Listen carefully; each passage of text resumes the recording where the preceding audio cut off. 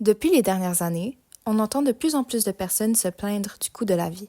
Que ce soit la hausse du prix des logements ou de l'essence, les Québécois ne se gênent pas pour exprimer leur mécontentement. Cependant, l'inflation a aussi entraîné la hausse du prix des aliments, aggravant ainsi un problème qui ne cesse de prendre de l'ampleur depuis les dernières années: l'insécurité alimentaire. Mais qu'est-ce que l'insécurité alimentaire? Il s'agit de ne pas avoir accès de manière régulière à des aliments sains et nutritifs en quantité suffisante. Cela fait des années que des organismes se mobilisent afin de lutter contre cette situation de pauvreté.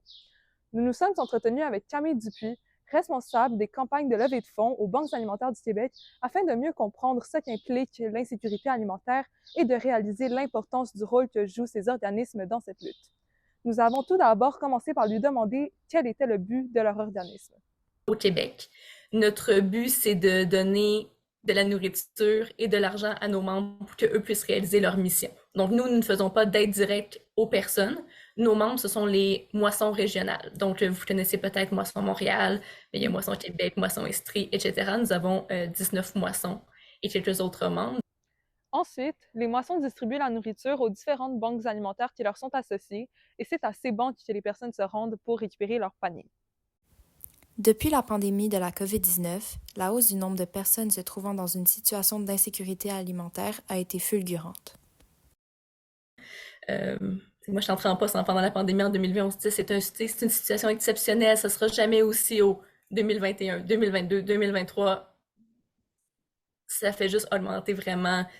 Le nombre de paniers de provisions qui sont donnés à travers notre réseau a doublé depuis 2019. C'est vraiment des chiffres affreux qu'on doit annoncer.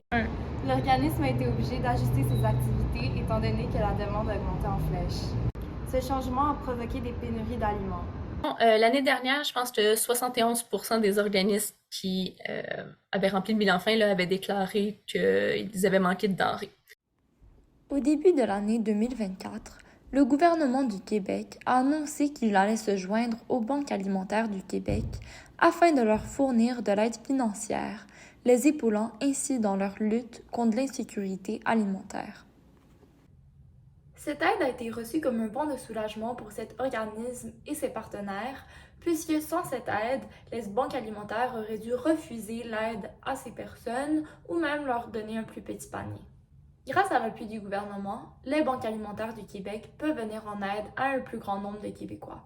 Comme l'a mentionné Mme Dupuis, le nombre de personnes se trouvant dans une situation d'insécurité alimentaire est bien plus élevé que le nombre de personnes ayant recours à l'aide alimentaire. Cela pourrait être dû à une des conséquences sociales de l'insécurité alimentaire, la stigmatisation qui l'entoure. En effet, plusieurs personnes ont des préjugés et une idée préconçue de ce qu'est une personne pauvre.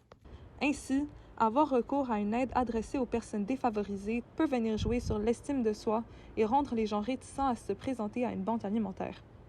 Elles ressentent un sentiment de honte et ont de la difficulté à se faire à l'idée qu'elles ont autant besoin de l'aide alimentaire que le mendiant qui se trouve un peu plus loin dans la file d'attente. Cependant, comme l'a dit Camille Dupuis, le visage de la pauvreté a changé.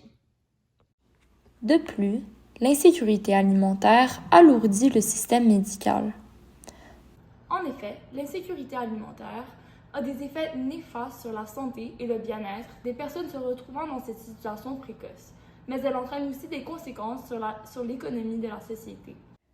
Les personnes se retrouvant en situation d'insécurité alimentaire sont plus susceptibles à rencontrer de graves problèmes de santé qui peuvent devenir chroniques.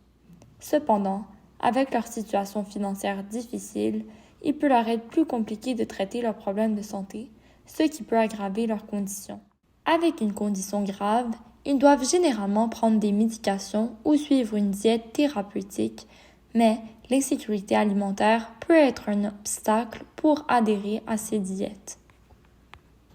Environ la moitié des adultes vivant dans une situation grave d'insécurité alimentaire ont reporté avoir repoussé, diminué ou même ne pas avoir pris leurs médicaments prescrits parce qu'ils ne pouvaient tout simplement pas se les permettre. En conséquence, la santé des patients s'aggrave, ils restent donc plus longtemps à l'hôpital et sont souvent réadmis. Cela vient donc nuire au système de santé car il est surutilisé et donc les dépenses augmentent. Bien que la pandémie ait alourdi la charge de travail des organismes, elle a aussi permis de mettre en lumière un problème auquel on n'accordait pas assez d'importance. Comme l'a mentionné Camille Dupuis, la pandémie a entraîné une hausse des campagnes de levée de fonds et des dons pour les banques. Enfin, il est certain de dire que l'insécurité alimentaire au Québec est un problème persistant et délicat touchant plus d'1 million d'individus.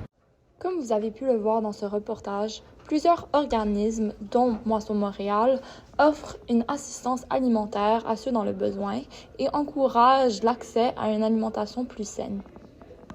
Ces organismes jouent un grand rôle dans ce problème prenant de plus en plus d'ampleur, mais on est toujours loin de trouver une solution permanente.